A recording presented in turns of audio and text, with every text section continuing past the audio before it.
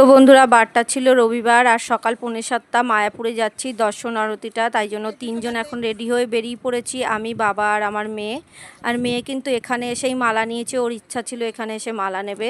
তো সকলে দেখো রেডি হয়ে গেছি। আর এই গুপি ড্রেসগুলো আমি গতকাল সন্ধ্যাবেলা আমার জন্য আর মেয়ের জন্য কিনেছি।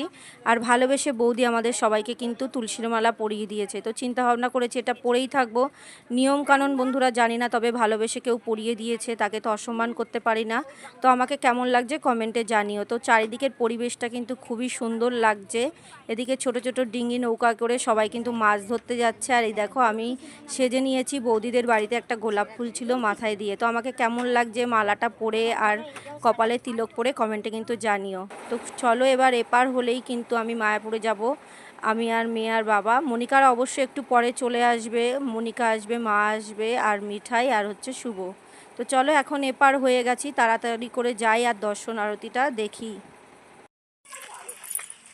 কারা এই যে রাজত্ব করছে বনে,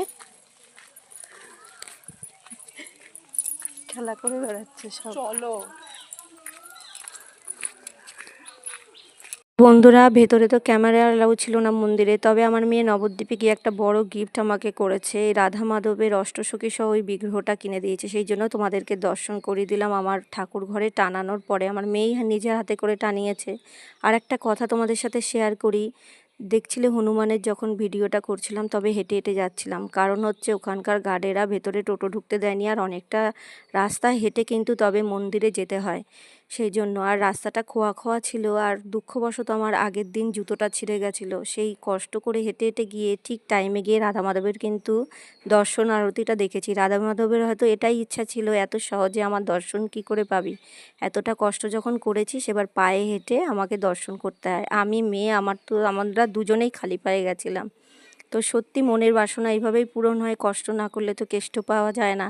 তো এই ভিডিওটা কেমন লাগলো বন্ধুরা অবশ্যই কমেন্টে জানিও, একটু কমেন্ট করো, সত্যি খুব ভালো লাগবে। রাধে রাধে, সকলে ভালো থেকো, সুস্থ থেকো।